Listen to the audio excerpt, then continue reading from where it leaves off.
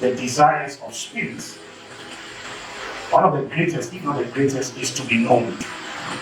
To be known. And so, the business that spirits undertake is primarily to express themselves, and then by expressing themselves, they reveal themselves. If you live, because the Bible says, for in him we live and move and have our being. So, if you live in him and he in you, and you move in him, everything, every aspect of, if your life is going to make impact, if you are going to be a person of impact, successful in any way, it will be as a result of the deposits of the God in whose domain you live and by whom you move. I hear what I'm saying now. So the extent to which you know that spirit will determine the extent of your impact and how successful your expression is going to be.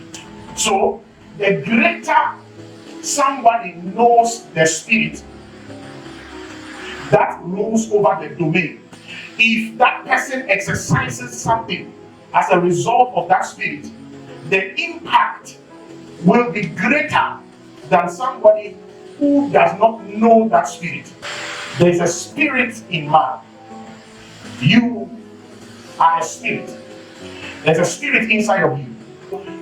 The degree of investment that God has made in your life, which has to do with he himself, because the investment has to be about the spirit. When that spirit, which is God, has made a certain deposit in you, it is that inspiration that gives strength. And by that inspiration, you as a man, okay, you can now have an expression, because your spirit has gained something that is called understanding. Your spirit has been provoked to a particular action which will be backed by a God who rules within that domain. That the greater the deposit, the greater the investment that has been made in a particular individual's life, the much more strength and understanding that person's spirit possesses. And if that person possesses a spirit with greater understanding, then it means that there can be greater impact. Because it is by that investment, it is by that deposit, it is by that spirit, it is by God revealing himself.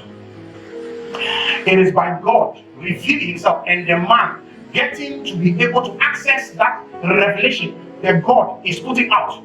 When that man is able to access it, harness it, possess it, it is that inspiration that is going to give the man both strength and direction. It is that which is going to give the man strength to be able to fulfill whatever destiny that God has given to that person. Then God can be willing to make the investment. The man must be ready to know that God.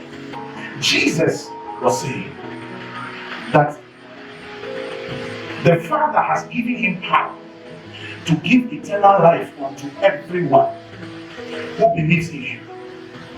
And if you want to understand the kind of life that you are supposed to live eternally, he is saying that eternal life, this is eternal life, that they may know him, the only true God, and Jesus Christ whom you have sent.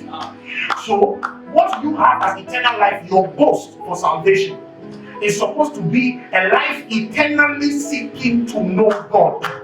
Knowing God is the eternity aspect that you have received.